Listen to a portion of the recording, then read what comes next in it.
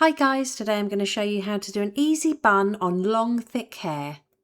To start, pop the hair into a mid-height ponytail, but on the last turn of the elastic band only pull the ponytail part way through to create a small loop. And then just stretch it out at the sides with your fingers. Divide the ends in half and we're going to do a simple knot as if you were tying your shoelaces. And just pull it tight to the bottom of that loop, bring the ends up to the top, and we're going to create one more knot. And then pull that tight again to the top of that loop.